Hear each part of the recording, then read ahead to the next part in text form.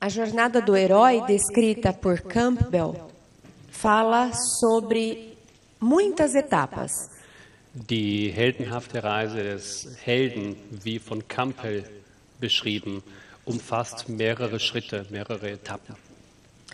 Mas fazendo um resumo para efeito de estudo, Aber zusammengefasst im Sinne unserer Studie podemos dizer que o herói parte de um lugar gostoso, können wir sagen, dass der Held seine Reise an einem guten Ort startet.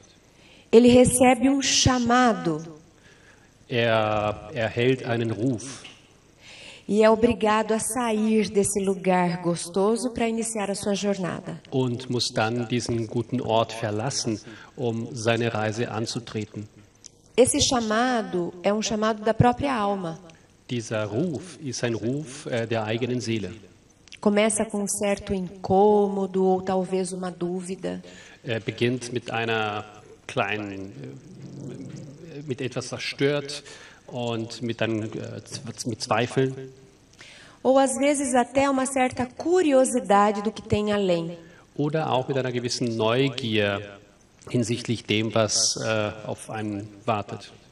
Mas esse ainda herói em potência, porque ainda não é herói, Aber dieser noch potenzielle Held, denn ein Held ist er noch nicht, podemos talvez chamá-lo de guerreiro, porque ainda não se fez herói, also eher ein Kämpfer, da er noch kein Held ist. ao se deparar com o caminho que o aguarda, tende a se acomodar. Sobald er sieht, was für eine Strecke, was auf ihn wartet, tendiert er dazu, sich bequem zu machen. Quem sabe mais para frente, daqui a pouco eu vejo isso, agora não. Ja, vielleicht eines Tages in der Zukunft, dann werde ich mir das genauer anschauen, aber nicht jetzt. Mas aí vem um segundo chamado que já não é mais um convite. Aber dann gibt es diesen zweiten Ruf und das ist keine Einladung mehr. Somos visitados por uma perda, uma dor, uma doença, um sofrimento. Wir werden von einem Verlust, von einer Krankheit heimbesucht. E nessa hora não temos opção de nos manter onde estamos. Und in dieser Stunde haben wir dann nicht mehr diese Möglichkeit zu bleiben, wo wir sind. Os primeiros passos que nós damos nessa jornada em desenvolvimento do herói que seremos, Diese ersten Schritte entlang dieser Reise der Entwicklung unseres Helden precisam ser feitos, esses primeiros passos precisam ser feitos de forma solitária. Diese ersten Schritte müssen solidarisch sein. Porque é preciso que eu faça uso do meu livre-arbítrio, eu escolho. Denn ich muss hier meinen freien Willen auch einsetzen. Só então nós teremos a chance de receber a ajuda de colaboradores. Und nur dann haben wir überhaupt die Gelegenheit, Hilfe seitens von Kollaborateuren, von Helfern zu erfahren. O herói vai então enfrentar as primeiras batalhas com a ajuda desses colaboradores. Und der Held wird dann seine ersten Kämpfe mit Hilfe dieser Partner, dieser Freunde angehen. Com a intenção de se exercitar e de se fortalecer. Mit der Absicht, zu üben, zu praktizieren und sich kräftiger zu machen. Não são essas ainda suas grandes provas da vida. Noch sind diese nicht die wichtigsten Kämpfe seines Lebens. Depois de se sentir já apto para enfrentar as verdadeiras batalhas, Sobald er sich imstande fühlt, die richtigen Kämpfe anzugehen, é convidado então a enfrentar dragões e salvar donzelas perdidas. wird er eingeladen, Drachen zu bekämpfen, um verlorene Prinzessinnen zu retten. As suas batalhas já não se tratam dele, mas de coletivo. Seine Kämpfe betreffen nicht mehr nur ihn, sondern ein ganzes Kollektives. E é importante que ele não vença todas. Und es ist wichtig, dass nicht sämtliche Kämpfe gewinnt. Porque o herói precisa saber o que é perder, como é se machucar. Denn der Held muss auch lernen, was es heißt, zu verlieren und sich zu verletzen. Não tem nenhum herói que não carregue as suas cicatrizes. Es gibt keinen Helden ohne Narben. E no final da sua batalha grande, Und am Ende seines großen Kampfes, ele aí sim é chamado de herói. dann erst wird zum Helden erklärt. Herói de si mesmo. Ein Held seiner selbst. É a jornada do espírito. Das ist die Reise der Seele. Que saímos de paraíso gostoso. Wir verlassen sowas wie ein Paradies. Mergulhamos pelo uso do livre-arbítrio nas reencarnações. Tauchen in diesen freien Willen im Rahmen unserer Reinkarnationen.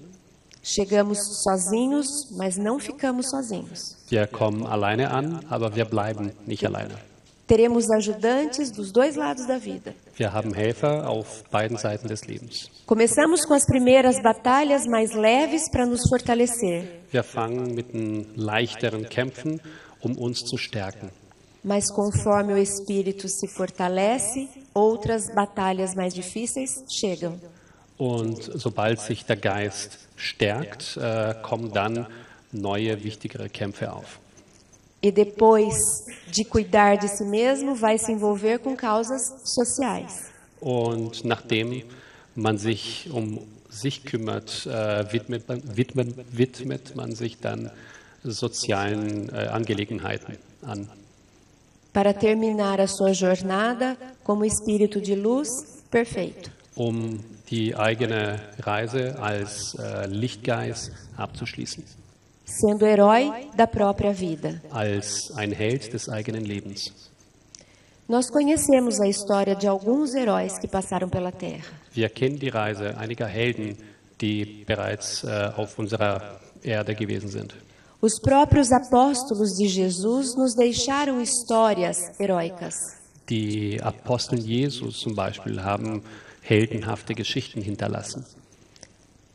Saulo de Tarso estava bem confortável no seu lugar de origem. Saulus, ihm ging es recht gut, es war in einer bequemen Lage in seinem Ursprungsort. Teve o primeiro chamado quando ficou sabendo de tal pregador Estevão. Hat diesen ersten Ruf erfahren, als von einem Prediger namens Stephan gehört hat. Preferiu se manter na posição confortável onde estava. Fand es aber besser, dort zu bleiben, wo war. Teve segundo chamado pela dor quando viu a tragédia que promoveu, matando o irmão da sua amada. Und dann hat diesen zweiten Ruf mit dem Schmerz, mit dem Tod des Bruders seiner großen Liebe. No auge do seu desespero, recebe o segundo chamado quando fica cego às portas de Damasco. Und am Höhepunkt seiner Verzweiflung bekommt eben diesen zweiten Ruf vor den Toren Damaskus. Passa então a executar os seus maiores trabalhos nessa sua jornada. Und dann fängt an, seine größten Werke während seiner Reise vorzunehmen, durchzuführen. Primeiro fica sozinho e faz as suas batalhas internas para se fortalecer. Zuallererst ist alleine und führt seine Kämpfe alleine durch, sich zu stärken. Depois desse período no deserto, busca o coletivo para colaborar com o progresso de todos. Und nach dieser Zeit in der Wüste sucht die Kollektivität, für andere zu arbeiten. E certamente sai daqui integrado ao Cristo. Und mit Gewissheit verlässt uns mit der Integration in Christus. Tendo vencido e sendo herói da própria vida. Hat gesiegt und war der Held des eigenen Lebens. Nesse próximo módulo, nós vamos aprender com Paulo de Tarso. In diesem nächsten Modul werden wir mit Paulus lernen. E nós vamos perceber que toda a psicologia espírita e a psicologia junguiana já era descrita por ele. Und wir werden einsehen, dass die spiritistische Psychologie und die Jungsche Psychologie damals bereits eine Sache war. Outras palavras, mas os mesmos conceitos. Es war zwar eine andere Wortwahl, aber es ging um die gleichen Konzepte. Todo aquele que pega na charrua e olha para trás não serve para o reino de Deus. Jeder, der den Flug nimmt und zurückschaut, dient nicht dem Reich Gottes. A jornada do herói precisa ser por enfrentamentos. Die Reise des Helden muss durch Kämpfe erfolgen, stattfinden. Enfrentar é se pôr frente ao obstáculo. Kämpfen heißt, sich gegenüber einem Hindernis zu stellen. É procurar solução e não lamentar pelo problema. Ist es, Lösungen zu finden und nicht Probleme bedauern. O ser humano que prefere ficar preso ao passado não entra na jornada heróica da alma. Der Mensch, der es bevorzugt, in der Vergangenheit zu leben, wird diese Reise nicht antreten. Quando nós perguntamos por que algo me aconteceu, naturalmente nos voltamos para o passado. Wenn wir uns fragen, warum etwas passiert ist, schauen wir auf natürliche Weise in die Vergangenheit. A melhor pergunta que deveríamos fazer é para quê? Aber die bessere Frage, die wir uns stellen sollten, ist, wozu? Porque o para quê me faz olhar para o futuro. Denn mit wozu schaue ich in die Zukunft? Para que isso me acontece? Wozu passiert mir das? Me conduz a encontrar respostas de quais benefícios isso me traz. Das führt dazu, dass ich Antworten finde hinsichtlich der guten Sachen, die das zum Beispiel mir bringt. Para que busca entender a finalidade? Wozu wollen wir zum Beispiel den Zweck verstehen? Por que nos faz investigar as causas? Warum hilft uns, die Ursachen zu erforschen?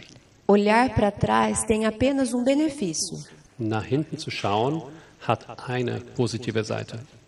Aprender com a experiência. Mit der Erfahrung zu lernen. É uma visita que devemos fazer ao passado. Es ist ein Besuch, den wir der Vergangenheit abstatten. Apenas para colher material para trabalhar pelo futuro. Nur Material zu sammeln, für die Zukunft zu arbeiten. Nossa maior atenção deve estar olhando para a finalidade. Unserer größten Aufmerksamkeit gilt es, auf den Zweck zu schauen. Menos importante é saber por que sofro. Weniger wichtig ist es zu wissen, warum man leidet. Mais importante é saber onde esse sofrimento pode me levar. Wichtiger ist es zu wissen, wohin mich dieses Leiden bringen kann.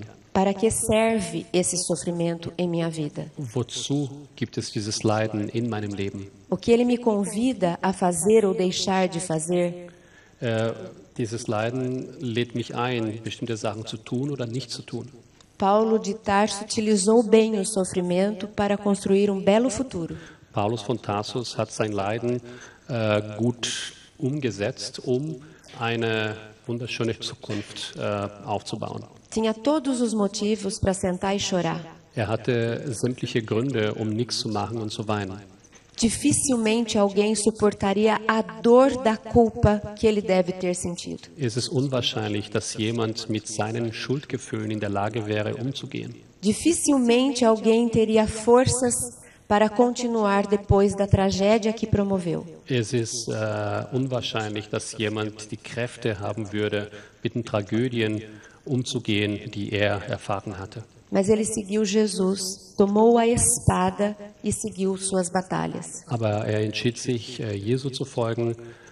Mit einem Schwert ist er seine Kämpfe angegangen. Porque nos remete ao passado, para que nos mostra o futuro.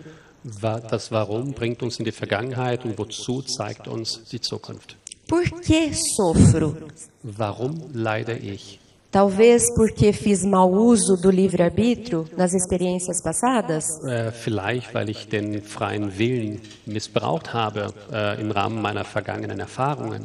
Talvez porque tenha me desconectado de Deus em algum momento? Vielleicht, weil ich mich in irgendeinem Augenblick von Gott getrennt habe. Talvez porque esteja escolhendo trilhas que estão desalinhadas com as leis divinas? Vielleicht, weil ich an die göttlichen Gesetze nicht ganz angepasst bin. E aqui eu faço parênteses para contar brevemente uma história linda. Und dann kurz, Klammer auf, Tem livro que a gente encontra na internet em PDF, es gibt ein Buch, das ist online frei verfügbar als PDF-Datei. que é livro já antigo e já caiu em domínio público. Es ist ein älteres Buch und Public Domain. E é de uma paquistanesa que escreveu o livro Atrevi-me chamar-lhe pai. Es wurde von einer Dame, einer Frau aus Pakistan geschrieben und es heißt, traut euch, mich Vater zu nennen. Fazendo resumo breve dessa história, Eine kurze Zusammenfassung dieser Geschichte. Bilquis era uma rica paquistanesa, Bilquis war eine reiche pakistanische Frau, casada com membro do governo paquistanês verheiratet mit einem Mitglied der pakistanischen Regierung e vivendo entre a classe alta de Londres. und die in den höheren sozialen Schichten Londons gelebt hat. Perto dos seus 40 anos de idade, War um die 40. o seu marido se divorcia dela Um diese Zeit entscheidet sich ihr Ehemann, sich von ihr scheiden zu lassen. e se casa com alguém mais jovem. Und der Ehemann heiratet dann eine jüngere Frau.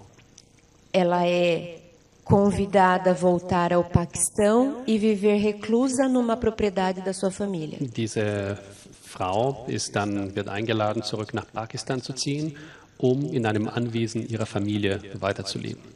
E passa a ser vista com certo preconceito, inclusive pelos familiares. Und wird dann in Pakistan mit Vorurteilen beäugt, auch von ihren Verwandten. Suas companhias agora eram os caseiros da fazenda. Ihre Gesellschaft nun, die Menschen um sie herum, waren die Mitarbeiter ihres Bauernhofs. Esse casal cristão resolveu interferir na história. Und dieses christliche Paar hat sich dann entschieden, an der Geschichte etwas zu ändern. Mesmo correndo o risco de serem mortos, Obwohl sie deshalb umgebracht werden könnten. deixaram de forma escondida evangelho de Jesus sobre a cômoda do quarto dela. Und sie haben dann auf geheime Weise ein Evangelium in ihrem Zimmer versteckt.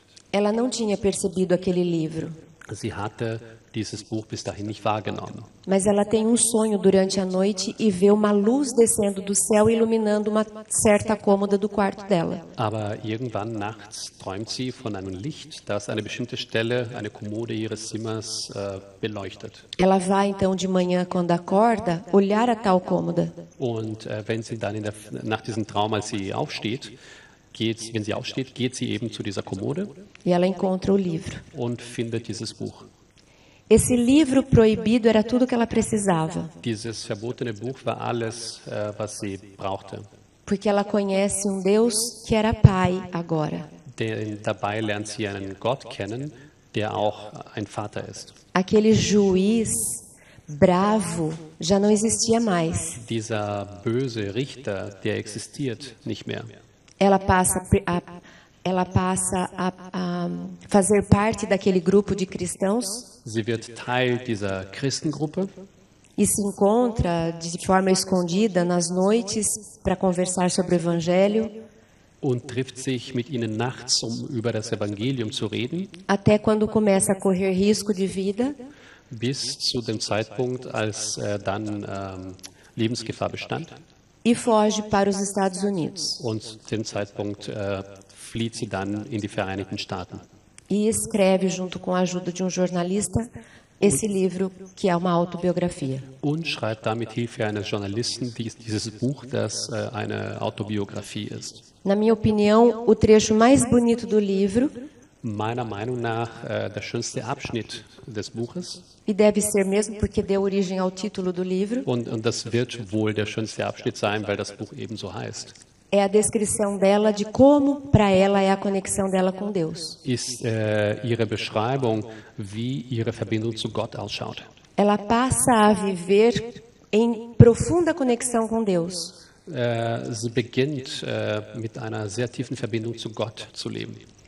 E diz que quando ela percebe um certo incômodo emocional, Und sagt, dass wenn sie eine gewisse emotionale Störung bemerkt, raiva de alguém, decepção, frustração, Wut, Enttäuschung, Frustration, ela interrompe o seu passo onde estiver hört sie auf zu gehen oder was auch immer zu tun, wo auch immer sie ist. e criou um ritual muito particular.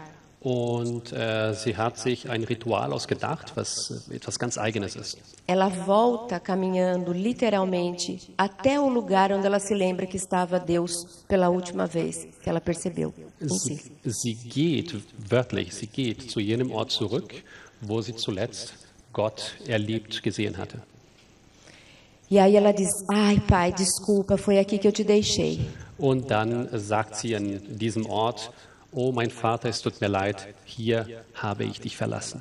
Ela respira fundo, traz Deus de volta e segue a vida. Sie atmet tief ein, bringt Gott zurück und geht weiter mit ihrem Leben. Essa é a conexão que nós precisamos buscar com Deus. Und das ist die Verbindung, die wir brauchen zu Gott. É essa desconexão que nos gera sofrimentos. Diese Trennung ist die, die uns Leiden bringt. E é sempre isso que eu vou encontrar quando perguntar por que comigo. Und das ist das, was ich immer vorfinden werde, wenn ich mich frage, warum mit mir? Mas quando nós olhamos o para quê, procurando a finalidade do sofrimento, Aber wenn wir uns das Wozu anschauen und den Zweck des Leidens, é como se estivéssemos sendo questionados por Jesus ou convidados por Jesus. Vá e não peques mais. ist es so, als ob Jesus uns ausfragen würde, geh, aber sündige nicht mehr. Nessa frase de Jesus, vá e não peques mais, In diesem Satz Jesu, der Wortlaut ist ein anderer, geh und sündige nicht mehr, existe esse ensinamento incluso. gibt es auch eine inbegriffene Lehre. Você estava sofrendo porque se desconectou de Deus, Du hast gelitten, weil du dich von Gott getrennt hast. pelo pecado que cometia ou erro que cometia. Wegen der Sünde oder des Fehlers, den du begangen hast. Vá e mude de caminho, passe a se acertar com as leis divinas. Geh und nimm dir einen anderen Weg, damit du es wieder mit den göttlichen Gesetzen anpasst, klar machst. Para que não voltes a sofrer. Wozu? Damit man nicht wieder leidet.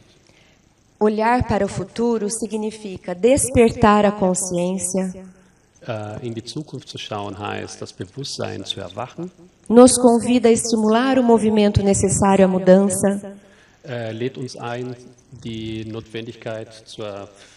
Anregung der Notwendigkeit zur Veränderung einzusehen e nos oferece oportunidade de transformação a fim de evitar maiores constrangimentos. und gibt uns die Möglichkeit, uns zu transformieren, um weitere Zwänge, Leiden zu vermeiden. Quando olhamos para o passado, temos a chance de ter uma nova lição. Und wenn wir in die Vergangenheit schauen, haben wir die Chance, eine neue Lektion zu erfahren. Pensar, analisar o passado nos ensina. Das Denken, das Analysieren der Vergangenheit bringt uns viel bei. Mas olhar para o futuro nos oferece um novo rumo. Aber in die Zukunft zu schauen, gibt uns eine neue Richtung. Entender o que precisa ser mudado nos apresenta uma nova vida. Zu verstehen, was geändert werden muss, gibt uns ein neues Leben. Essas são as duas tarefas que nos cabe enquanto espíritos encarnados. Diese sind die zwei Aufgaben, die für uns relevant sind, solange wir am Leben sind. Aprender as lições com o passado e planejar novos rumos para o futuro. Unsere Lektionen mit der Vergangenheit zu lernen und eine neue Richtung für die Zukunft, eine neue Weiche zu stellen. Vamos então para Paulo. Nun gehen wir zu Paulus. Paulo nos ensina a respeito da sombra. Paulus gibt uns eine Lehre hinsichtlich des Schattens. Essa instância da psique desconhecida do ego. Diese Instanz der unbekannten Psyche des Egos. É aquilo que faz parte de nós, mas nós não somos capazes de ver. Das ist das, was Teil von uns ist, aber wir nicht in der Lage sind zu sehen. Os registros das nossas experiências passadas, Die Aufnahmen unserer vergangenen Erfahrungen, nossos atavismos, automatismos, complexos, unsere Automatismen, nossas crenças disfuncionais, unsere dysfunktionalen Glauben, tudo isso faz parte da nossa sombra. all das ist Teil unseres Schattens. E Paulo já falava dela, Und Paulus sprach schon von diesem Schatten. quando ele disse: porque não faço o bem que quero, mas o mal que não quero, esse eu faço. Er sagte, denn ich tue nicht das Gute, das ich will, sondern das Böse, das ich nicht will. Das tue ich. Ele demonstra a distância que existia entre a consciência e a sombra. Er zeigt diesen Abstand, den es gab zwischen dem Bewusstsein und dem Schatten. A consciência, a razão, tomava decisões. Das Bewusstsein, das Rationale traf die Entscheidungen. Mas as paixões e os complexos do inconsciente o arrastavam para outros lados. Aber die Leidenschaften, die Komplexen des Unterbewusstseins führten ihn in eine andere Richtung. A consciência escolhia uma coisa, o inconsciente reagia o contrário. Das Bewusstsein ging in die eine Richtung und das Unterbewusstsein in die andere. Precisamos aceitar os nossos lados desconhecidos de nós. Wir müssen diese unbekannten Seiten, die wir haben, akzeptieren. Por mais que ele nos pareça diferente do que imaginamos. Auch wenn diese Seiten anders zu sein scheinen, wie wir uns die vorstellen. Eu não posso ser assim. Ich darf nicht so sein. Ah, não deve ser eu. Das werde ich wohl nicht sein. So. Certamente é obsessor que está me tomando. Mit Sicherheit ist es eine Obsession, das bin ich nicht. Pode ser que seja. Vielleicht ist es ja ein. Mas pode ser que seja eu mesma. Eine Besessenheit, aber es kann auch im Nachhinein nur ich sein. Paulo também nos ensina a respeito da persona. Paulus geht auch auf die Persona ein. A persona é descrita como a máscara social. Die Persona wird als die soziale Maske beschrieben. É a versão que nós criamos de nós mesmos para mostrar à sociedade. Das ist unsere Version, die wir uns ausgedacht haben für die Gesellschaft. Ela vem do grego. Etymologisch kommt es aus dem Griechischen. Quando nos dramas teatrais se usavam máscaras. In den Theaterstücken hat man damals Masken benutzt. As mulheres não podiam fazer os papéis, então os homens representavam mulheres usando máscaras. Frauen durften damals nicht schauspielern und daher haben Männer Masken benutzt. Aquela máscara chamada persona. Und jene Maske hieß Persona.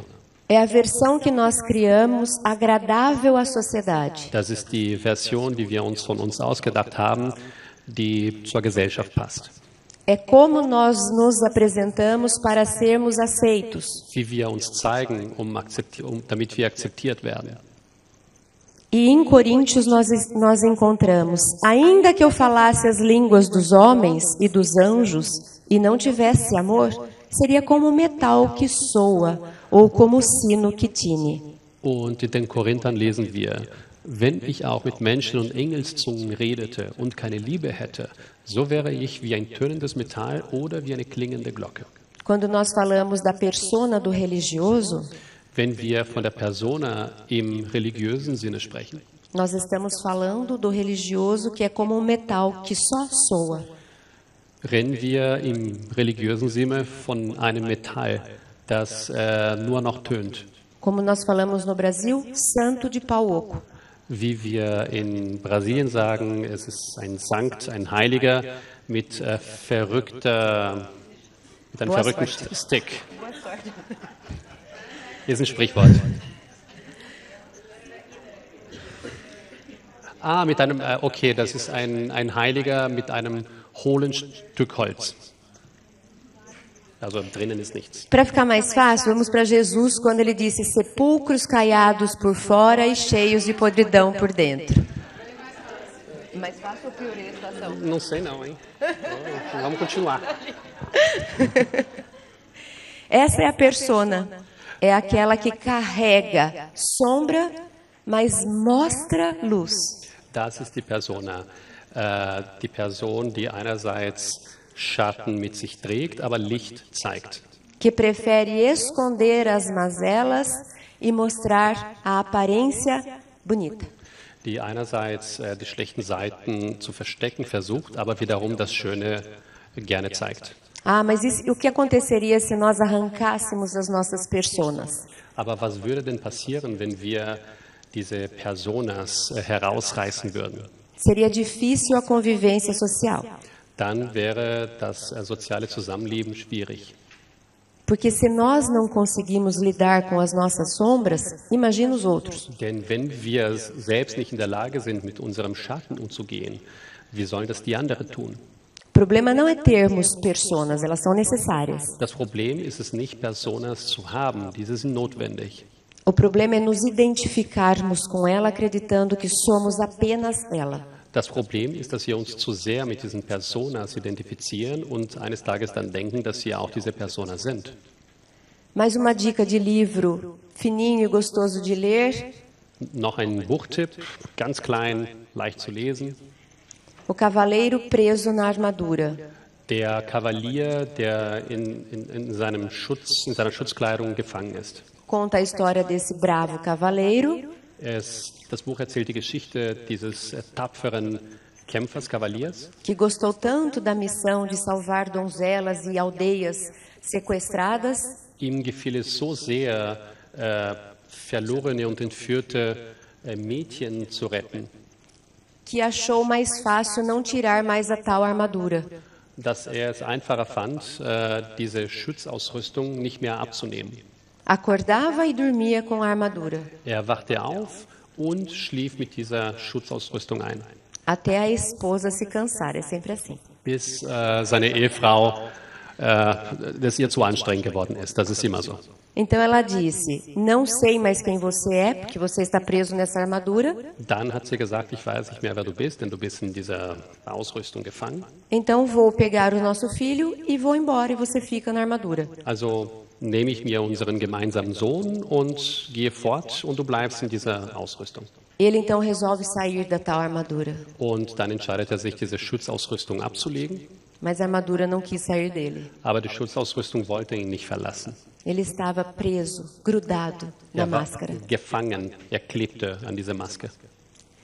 Então ele vai fazer a sua jornada heróica para se diferenciar da persona. Also macht seine eigene heldenhafte Reise, sich von dieser Persona zu differenzieren. Para descobrir novamente quem ele era em essência. Wieder neu zu entdecken, wer eigentlich war in seiner Essenz. Paulo tinha coragem de aceitar que ele não era aquele que ele parecia ser. Paulus hatte den Mut einzusehen, dass das nicht war, was zu sein schien. Era tão corajoso que nos deixou escrito esse dilema. War so mutig, dass dieses Dilemma schriftlich hinterlassen hat. Ele não queria ser só metal que soa, Er wollte nicht nur ein tönendes Metall sein falando bonito ou impressionando. und das schön spricht und andere beeindruckt. Ele queria ser como o mestre dele, Er wollte wie sein Meister sein, que a simples presença acalmava e curava. dass die bloße Anwesenheit heilt und beruhigte. Paulo também nos fala sobre os complexos descritos por Jung e Joana de Ângeles. Paulus sprach auch von den Komplexen, die beschrieben wurden von Jung und Johanna de Angelis. Esses registros do inconsciente, Und diese Aufnahmen vom Unterbewusstsein, carregados de emoção voll mit Gefühlen, e que nos dominam em alguns momentos. diese beherrschen uns in bestimmten Situationen. Quando a gente diz, não sei o que me deu, Wenn wir zum Beispiel sagen, ich weiß nicht, was mir widerfahren ist. não me reconheci, Ich habe mich dabei selber nicht erkannt. parecia que eu estava possuída, Es sah so aus, als wäre ich besessen worden. perdi a razão. Ich habe die Rationalität verloren. São todas situações em que os complexos se constelam. Es sind alle Situationen, in denen sich diese Komplexe aufbewahren, aufrecht bleiben. Como se não respondêssemos por nós mesmos. Als ob wir nicht für uns gerade stehen würden. E Paulo em Coríntios fala, e, para que não me exaltasse pela excelência das revelações, foi-me dado um espinho na carne, a saber, um mensageiro de Satanás para me esbofetear, a fim de não me exaltar, porque quando estou fraco, então sou forte. Und Paulus sagte, und damit ich nicht überheblich werde wegen der großen Offenbarungen, wurde mir ein Dorn ins Fleisch gegeben, nämlich ein Gesandter des Satans, um mich zu ohrfeigen, damit ich mich nicht ereifere. Denn wenn ich schwach bin, bin ich stark. É mais fácil nós associarmos Satanás fora. Es ist einfacher, diese Assoziation zu finden mit Satan außerhalb. É mais digno para a gente dizer que esse que me esbofeteia é um outro. Es ist einfacher für uns zu sagen, dass derjenige, der uns ohrfeigt, der andere ist. Mas esse Satanás está dentro de mim. Aber dieser Satan ist in uns, in mir, São os meus complexos, sind meine Komplexe, os meus atavismos, automatismos do passado. meine Automatismen aus der Vergangenheit. Eles é que me atrapalham. Sie stören mich. O outro não tem poder sobre mim, Der andere hat keine Macht über meine Person, a não ser que eu tenha uma correspondência à provocação que ele faz. ausgenommen, dass ich auf ihre Provokation auch reagiere. Por isso que Jesus nunca reagiu. Und aus dem Grund hat Jesus nie wirklich reagiert. Jesus foi ameaçado, provocado, torturado, Er wurde bedroht, er wurde gefoltert, mas ele nunca se exaltou. aber er hat sich nie wirklich ereifert. Sempre se manteve pleno, Er war immer vollkommen, ainda que tivesse emoções. obwohl auch er Gefühle hatte. Às vezes era firme, outras vezes gentil. Manchmal war er sehr direkt und manchmal war er sehr nett. Mas sempre era o que queria ser. Aber er war immer das, was er sein wollte. Nunca era arrastado a algum comportamento que ele próprio não quisesse ter. Er wurde nie dazu verleitet, sich so zu verhalten, wie er sich nicht verhalten wollte. Enquanto eu tiver acessos de descontrole,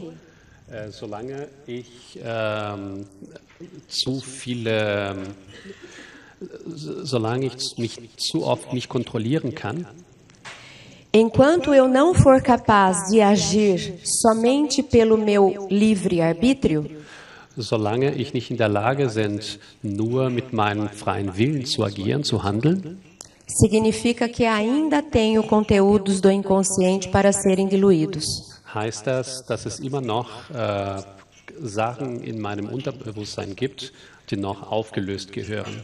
Significa que ainda tenho sombras a serem iluminadas. Heißt es, dass es immer noch Schatten gibt, die erleuchtet werden müssen.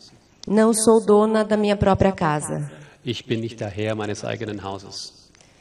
Também encontramos em Paulo convites para o autoconhecimento. Wir finden auch in Paulus eine Einladung zu unserer Selbsterkenntnis. Paulo nos ensina a respeito da projeção. Bringt uns etwas über die Projektion bei. Quando eu não gosto da sombra em mim, eu a projeto no outro. Wenn ich den Schatten in mir nicht mag, projiziere ich diesen Schatten am nächsten. Ou melhor dizendo, quando eu enxergo a sombra no outro, Oder anders ausgedrückt, wenn ich den Schatten an einer anderen Person erkenne, significa que eu a tenho em mim. heißt das, dass ich diesen gleichen Schatten in mir habe. Por mais que isso soe estranho ou até doloroso. Auch wenn das komisch oder auch schmerzhaft klingt. Eu só sou capaz de enxergar no outro aquilo que eu carrego em mim. Ich bin nur in der Lage, an einer anderen Person etwas zu erkennen, was ich auch in mir trage. Em Romanos, Paulo diz: E não sede conformados com este mundo, mas sede transformados pela renovação do vosso entendimento, para que experimenteis qual seja a boa, agradável e perfeita vontade de Deus. In den Römern sagt Paulus, und stellt euch nicht dieser Welt gleich, sondern verändert euch durch Erneuerung eures Verständnisses, damit ihr prüfen könnt, was der gute und wohlgefällige und vollkommene Wille Gottes ist. A primeira parte desse texto é tão gostoso, Der erste Teil dieses Textes ist so gut, porque nos permite a inconformação. denn dieser erlaubt uns die fehlende Konformität, Não sede conformados com esse mundo. dass wir uns nicht damit zufrieden geben mit dieser Welt. Pode se opor a ele, sim, Wir können uns gegen diese Welt stellen. mas ele explica como. Und er erklärt wie. Quando o mundo lá fora não estiver bom, sabe o que nos resta fazer? Wenn die Welt da draußen nicht gut ist, was bleibt uns übrig? Transformar e renovar o nosso entendimento. Uns zu transformieren, neu zu verwandeln und zu erneuern. A mudança é sempre dentro de mim. Die Veränderung ist immer in mir. É o único caminho para a mudança do mundo. Ist der einzige Weg zur Veränderung auf der Welt. Quando nós conseguirmos fazer essa jornada da mudança interior, Wenn wir diese Reise der inneren Veränderung hinbekommen, nos alinharemos com as leis divinas passen wir uns den göttlichen Gesetzen an e experimentaremos quanto é boa, agradável e perfeita vontade de Deus. und erfahren, wie angenehm, schön und gut der Wille Gottes ist. Mesmo que o mundo lá fora seja perfeito, Auch wenn die Welt draußen perfekt ist. se eu carregar sombras e complexos, Wenn ich Schatten und Komplexe in mir trage, eu não me encontrarei nesse estado de espírito. werde ich mich in diesem Geisteszustand nicht wiederfinden, Em que haja boa, agradável e perfeita vontade de Deus. in dem es eine gute, angenehme und einen vollkommenen Willen Gottes gibt. Não adianta resgatar alguém de uma zona umbralina e removê-la para outro lugar de luz. Es bringt nichts, jemanden aus einer umbralen Zone zu retten und in eine lichtreichere Region zu bringen. A luz de fora não ilumina dentro. Das äußere Licht beleuchtet uns intern nicht. A luz que está naquele lugar Das Licht da draußen dort vem de dentro dos espíritos que habitam ali. kommt von innen der Geister, die dort sind, die dort leben. Só para efeito de informação, Nur hier zur Information. algumas outras formas de proteção do ego. Einige andere Formen des Ego-Schutzes. Quando nos negamos a enxergar a sombra, Wenn wir es versuchen, den Schatten nicht zu sehen, usando, por exemplo, desses recursos. verwenden wir einige dieser Ressourcen. Além da projeção, que é enxergar no outro o que eu carrego, neben der Projektion, die es ja ist, am anderen das zu sehen, was ich in mir trage. algumas vezes também nos negamos, nos recusamos a reconhecer a existência de sentimentos. Einige Male gibt es auch eine Verleugnung. Wir weigern uns, die Existenz einer realen oder der damit verbundenen Gefühle anzuerkennen. Você ficou magoado com ela?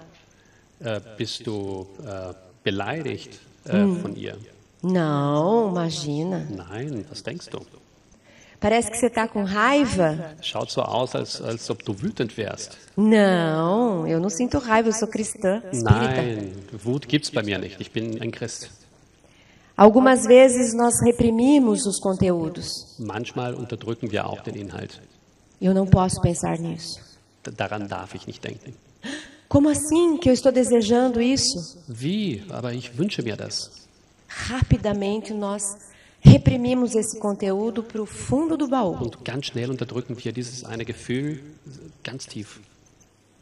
Algumas vezes temos conteúdos que estão no calabouço mais profundo do nosso inconsciente. Manchmal gibt es Inhalte in uns, die wirklich tief, ganz versteckt unterdrückt sind. Quanto mais enterrado no inconsciente, mais nos irrita esse comportamento no mundo de fora.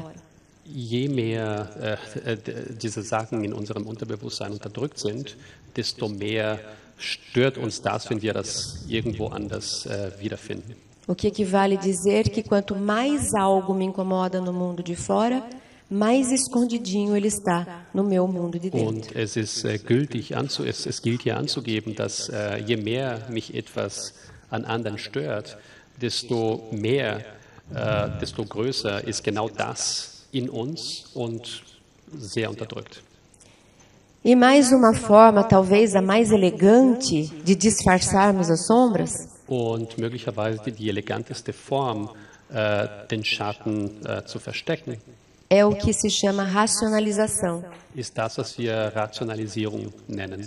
É quando nós temos ótimos e lindos e inteligentes argumentos, Ist, wenn wir ganz tolle, schöne und intelligente Gründe haben, para enganar a nós e aos outros a respeito da sombra. uns und andere hinsichtlich des Schattens vorzutäuschen. Fazemos um discurso enorme para provar que não temos aquela sombra. Wir halten eine große Rede, um zu erklären, warum wir diesen Schatten nicht haben.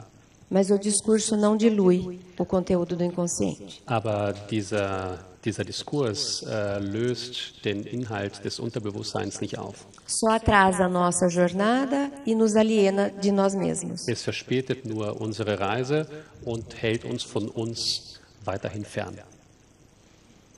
Outros dois conceitos ou três conceitos da psicologia de Joana, Hier weitere zwei Konzepte der Psychologie Johannes, trazida também de Jung, die auch Jung vorgebracht hat. é sobre inconsciente coletivo, ego e self. Betrifft das kollektive Unbewusstsein, das Selbst und das Ego. O inconsciente coletivo é como se fosse o que hoje nós chamamos de cloud. Das kollektive Unbewusstsein ist ähnlich dem, was wir heute die Cloud nennen. Ambiente em que se compartilha conteúdos. Eine Umgebung, in der man Inhalte teilt. Podemos fazer uploads e downloads. Wir können sowohl Sachen hoch als auch herunterladen. É como se aquele conteúdo fosse pertencente à humanidade. Als ob dieser Inhalt der Menschheit gehören würde. Também nesse inconsciente coletivo estão as nossas vidas passadas, Auch in diesem kollektiven Unbewusstsein sind unsere vergangenen Leben, que parecem de outras pessoas para o ego,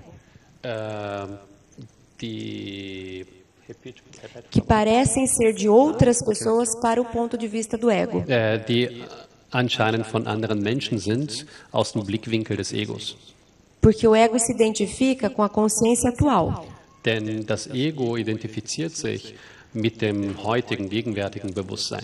O ego é o centro da consciência da personalidade atual. Das Ego ist nämlich das Zentrum, die Mitte des Bewusstseins der gegenwärtigen Persönlichkeit. Se ele percebe a aproximação de outra personalidade diferente dele, Wenn das Ego die Annäherung einer Persönlichkeit wahrnimmt, die anders ist wie die jetzige, ele pode deduzir que é uma outra entidade ao invés de entender que são outras instâncias de si mesmo. wird das Ego ableiten, dass es sich um eine andere Entität handelt und nicht die Instanz von sich selbst. E o self para nós é como se fosse o próprio Espírito. Und das Selbst ja uns ist wie der eigene Geist. Em Romanos nós temos: porque estou certo de que nem a morte, nem a vida, nem os anjos, nem os principados, nem as potestades, nem o presente, nem o porvir, nem a altura, nem a profundidade, nem alguma outra criatura nos poderá separar do amor de Deus que está em Jesus Cristo, nosso Senhor. In den Römern finden wir folgenden Abschnitt. Denn ich bin mir gewiss, dass weder Tod noch Leben, weder Engel noch Fürstentürme noch Gewalten, weder Gegenwärtiges noch Zukünftiges, weder Hohes noch Tiefes, noch irgendeine andere Kreatur uns scheiden kann von der Liebe Gottes, die in Christus Jesus ist, unserem Herrn. A psique, ela é por si só ambiente divino. Die Psyche ist an sich alleine schon eine heilige Umgebung. O self é a centelha divina. Das Selbst ist das Lamm Gottes. A imago Dei, imagem de Deus, é arquétipo do inconsciente coletivo. Das Bild Gottes ist ein Archetyp des kollektiven Unbewusstseins. Nem que quiséssemos nos separar de Deus, seríamos capazes. Auch wenn wir uns von Gott trennen wollen würden, wir wären dazu nicht in der Lage. Arquétipo é uma imagem que precede a nossa própria existência. Der Archetyp ist ein Bild, das Präzedent hat über unsere eigene Existenz. Quando fomos criados, já existia Deus como arquétipo instalados em nossa psique. Als wir geschaffen wurden, existierte bereits Gott als Archetyp in unserer eigenen Psyche. Por isso que Jung, naquela entrevista bastante debatida, und aus dem Grund hat Jung in jenem Interview, das sehr oft diskutiert wurde, quando o jornalista pergunta: você acredita em Deus? E ele responde: eu sei, I know. Der Journalist fragte ihn, ob an Gott glauben würde, woraufhin antwortete: ich weiß, I know. Ele quis dizer que não é uma questão de acreditar. Wollte damit sagen, dass es nicht darum ging, zu glauben. Não é algo que se adote em determinado momento por livre arbítrio. Das ist nicht etwas, was man zu einem beliebigen Augenblick annimmt mit dem freien Willen. O arquétipo de Deus já faz parte da psique. Der Archetyp Gottes ist bereits Teil unserer Psyche. O máximo que a gente pode fazer Wir können höchstens Folgendes machen. É preencher o arquétipo com a negação do arquétipo. Den Archetypen zu füllen mit der Verleugnung des Archetypen. Eu sou ateu significa eu nego ou preencho com negação o arquétipo que está instalado em mim. Ein Atheist zu sein heißt, dass ich verneine oder fühle diesen Archetypen in mir mit Verleugnung. Filosoficamente falando, é só mais uma forma de acreditar em Deus, não acreditando. Philosophisch ist es eine Form, an Gott zu glauben, im Unglauben. Tomada de consciência. Também nós encontramos referência quando ele fala em Coríntios. Die Bewusstseinswerdung, wir finden auch etwas dazu in Korinthern. O seminário de hoje busca como finalidade principal a tomada de consciência. Der Hauptzweck, das Wichtigste in unserem heutigen Seminar, ist die Bewusstseinswerdung. Que mundo é este e quem eu sou nesse mundo? In was für einer Welt leben wir und wer bin ich in dieser Welt? Que me cabe diante das tendências atuais? Was ist meine Rolle angesichts der gegenwärtigen Tendenzen? Paulo também fez essa pergunta. Paulus hat auch diese Frage gestellt. E chegou à conclusão que und kam zum Schluss, dass todas as coisas me são lícitas, mas nem todas as coisas me convêm. Todas as coisas me são lícitas, mas nem todas as coisas edificam. alles ist mir erlaubt, aber nicht alles gebührt mir. Alles ist mir erlaubt, aber nicht alles erbaut. O que equivale a dizer: vigiai e orai para não cairdes em tentação. Was so viel heißt wie beobachtet, überwacht und betet, damit ihr nicht in Versuchung fallt. Porque larga é a porta da perdição. Denn breit ist die Tür des Verlustes, des Verlierens. Inconsciente coletivo Das kollektive Unbewusstsein. é quando já temos, por exemplo, a possibilidade de nos identificarmos como coletivo. Ist, wenn wir die Gelegenheit haben, uns als etwas Kollektives zu identifizieren. É uma instância que nós temos que nos torna iguais uns aos outros. Ist eine Instanz, die wir haben, die uns gleich macht unter uns. Quando conseguirmos viver mais de acordo com essa humanidade, wenn wir es hinbekommen, mehr zu leben im Einklang mit dieser Menschheit, passaremos a questionar inclusive o conceito do que seria o outro. werden wir anfangen, auch das Konzept zu hinterfragen, was der andere bedeutet. Porque podemos cair na tentação de imaginar que esse outro é diferente de nós. Denn wir können in Versuchung fallen und uns überhaupt fragen, ob der andere anders ist wie wir. Mas, na verdade, esse outro nada mais é do que também eu. Aber eigentlich ist dieser andere nichts anderes als auch ein Ich.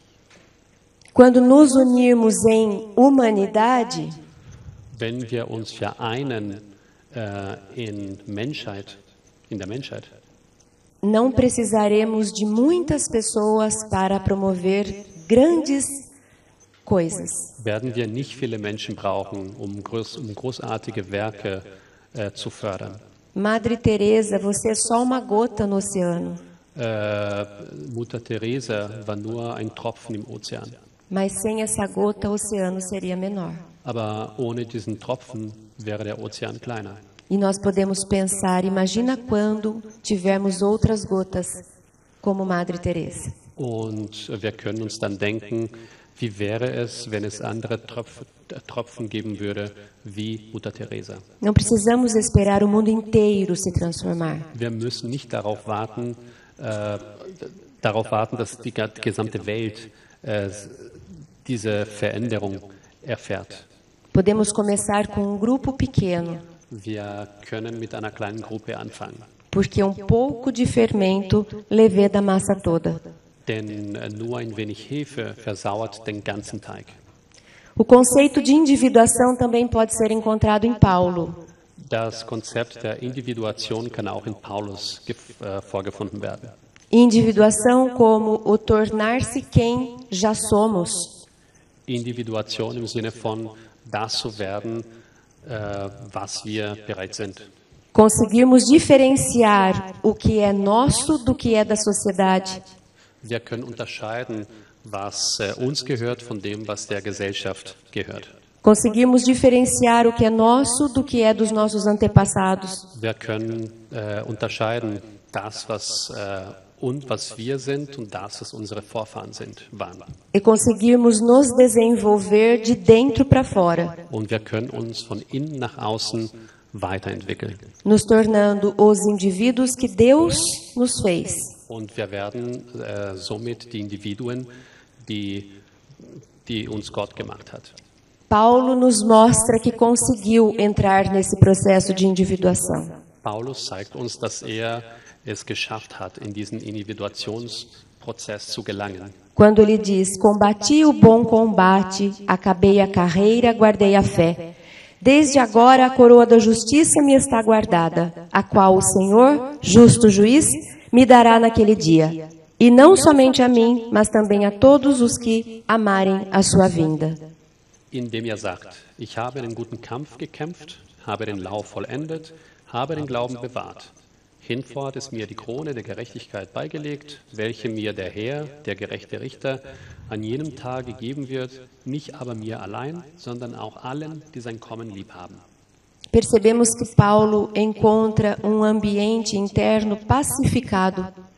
Wir sehen, dass Paulus eine innere Umgebung vorgefunden hat, die pazifiziert wurde. Ele não queria ser outra pessoa. Er wollte nicht eine andere Person sein. Ele simplesmente se realizou sendo quem era. Er hat Selbsterfüllung gefunden, indem er das war, was er eigentlich war.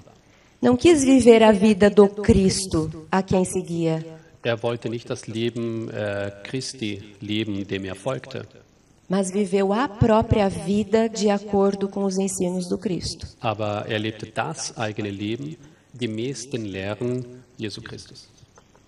Ele diz também nos gloriamos nas tribulações, sabendo que a tribulação produz a paciência a experiência, a experiência a esperança. Und er sagte auch, wir rühmen uns auch in den Trübsalen, weil wir wissen, dass Trübsal Geduld bringt, Geduld aber Erfahrung bringt, Erfahrung aber bringt Hoffnung. É como se ele descrevesse as fases do processo de individuação. Es ist so, als ob er die Phasen beschreiben würde des Individuationsprozesses. Quando nós passamos por sofrimento Wenn wir eine Leidensphase erleben e aproveitamos a oportunidade para crescer, und diese Zeit nutzen, um zu wachsen, primeiro passamos pela paciência de respeitar o tempo do aprendizado. geht es zuerst darum, mit der Geduld die Zeit dieser Lernphase zu respektieren. Chegaremos então a ter experiência de vida que nos ajudará nas fases seguintes. Dann geht es die Lebenserfahrung, die uns in den darauffolgenden Phasen helfen wird. E com o tempo isso nos dá esperança, Und mit der Zeit gibt das uns Hoffnung, porque passamos a entender que a tribulação gera crescimento. weil wir dann verstehen, dass diese Trübsalen uns Wachstum bringen. E ele termina a vida dele mostrando essa integração do eixo ego-self. Já não esconde as sombras e já não se identifica apenas com a personalidade atual. Und er schließt sein Leben ab mit der Integration dieser Achse Ego-Self. Última frase. Sombra. Integração de eixo ego-self. E depois veio mais uma coisa. Vou falar tudo de novo, então. Ele termina a vida dele com essa integração do eixo ego-self. Ja, er beendet sein Leben mit dieser Integration der Achse Ego-Self. Ele já percebe que é a melhor versão de si mesmo. Und er weiß es, er nimmt wahr, dass er bereits seine beste Version ist. Não está preocupado com a aparência que os outros veem. Es kümmert ihn nicht, wie andere ihn sehen. Também não precisa mais vigiar para não ser arrastado pelas paixões. Und er muss sich selbst nicht mehr überwachen, damit er zu Leidenschaften verleitet wird. Não nega a sombra, Er leugnet den Schatten nicht, não se identifica apenas com o ego, identifiziert sich mas diz, nicht mit dem Ego, mas diz, já estou crucificado com o Cristo e vivo. Não mais eu, mas Cristo vive em mim. und sagt, ich bin mit Christus gekreuzigt, ich lebe aber, doch nun nicht ich, sondern Christus lebt in mir. Parece que ele experimentou o que o Jung chamou de transcendência. Es schaut so aus, dass er das erfahren hat, was Jung Transzendenz genannt hat. Nós temos aqui também o convite de Santo Agostinho, Wir haben hier auch die Einladung von St. Augustin, para que ao final de cada dia damit am Ende eines jeden Tages nos dessemos tempo para uma conversa consigo mesmo, wir uns Zeit geben für ein Gespräch mit uns selbst, procurando analisar nossas ações, damit wir unsere Handlungen näher analysieren, procurando identificar onde foi que esquecemos Deus, herauszufinden, wo wir Gott vergessen haben, não tendo medo de encontrar sombras, ohne die Angst zu haben, Schatten vorzufinden, percebendo quando fizemos muita questão de mostrar a persona, wo wir dann merken, dass wir so viel darauf bestanden haben, unsere Persona zu zeigen. observando quanto já somos capazes de nos envolver com causas coletivas, Denn wir beobachten, wie fähig wir sind, uns kollektiven Angelegenheiten an diesen Sachen zu beteiligen. esse é o caminho para o autoconhecimento. Das ist der Weg zur Selbsterkenntnis. Ainda tem final a essa colocação de Santo Agostinho. Und am Ende habe ich hier diesen Satz von St. Augustin.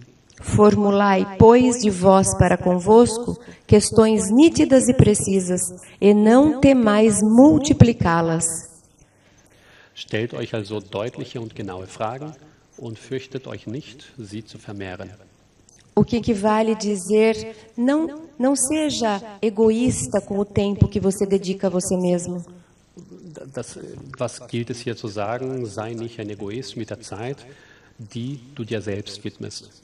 Não tenha medo de vasculhar e encontrar porões que nem imaginavam que existissem. Habt keine Angst, sich selbst besser kennenzulernen und Keller vorzufinden, deren Existenz wir nicht mal vermutet haben. Quanto mais sombra nós encontrarmos, Je mehr Schatten wir vorfinden, mais matéria-prima para o futuro, desto mehr Rohstoffe haben wir für die Zukunft. mais possibilidade de iluminação. Mehr Möglichkeiten, mehr Erleuchtungsmöglichkeiten. Vamos com isso então, por enquanto. Und damit machen wir dann vorerst weiter. Por quê, para quê, ego, persona, self, complexos. Warum, wozu, Ego, Persona, Selbstkomplexe? A melhor forma de demonstrar o amor por si mesmo Die beste Form, die Liebe zu sich selbst zu zeigen ist, é oferecendo tempo para nós mesmos. ist es, dass wir uns Zeit anbieten. O slide mais esperado. Und die erwartete Folie.